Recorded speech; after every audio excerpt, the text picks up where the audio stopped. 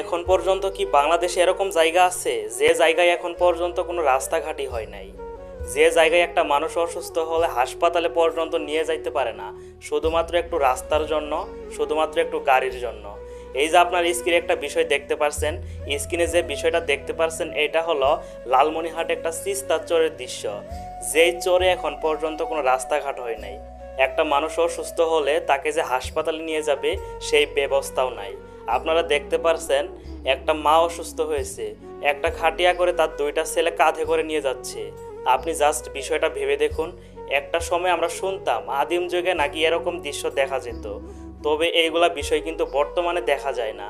বর্তমানে এই সময় 2025 সালে এসেও যে আমরা এরকম একটা বিষয় দেখতে পারবো যেটা আমরা কখনো কল্পনা করতে পারি নাই। যেই জায়গায় বর্তমানে সব জায়গাতে রাস্তাঘাট হয়েছে, অথচ আপনার চরের দৃশ্যটা দেখুন, এই চরে এখন পর্যন্ত রাস্তাঘাট হয় নাই।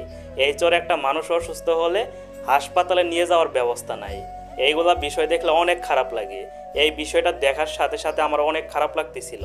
আপনারা জাস্ট একটা আবার কল্পনা করে দেখুন এই মানুষগুলার কতটা কষ্ট হয়।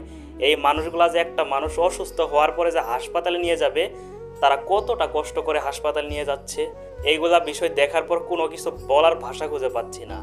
আসলে সরকার প্রশাসন থেকে যদি একটু ব্যবস্থা করে এইসব চর এলাকায় যদি একটু রাস্তা করে দেওয়া হয়, তাদের অনেক উপকার হবে। আপনি কি মনে করেন? আজকের ভিডিওটা আপনারা একটু প্রচুর পরিমাণে শেয়ার করে দিবেন, যাতে এটা সকলেই দেখতে পারে এবং এই চরাঞ্চলের মানুষগুলাকে যাতে একটু সুবিধা করে দিতে পারে। আপনার একটা শেয়ারের মাধ্যমে এটা অনেকেই জানতে পারবে এবং এই চরাঞ্চলের মানুষের জন্য কিছু একটা করতে পারবে।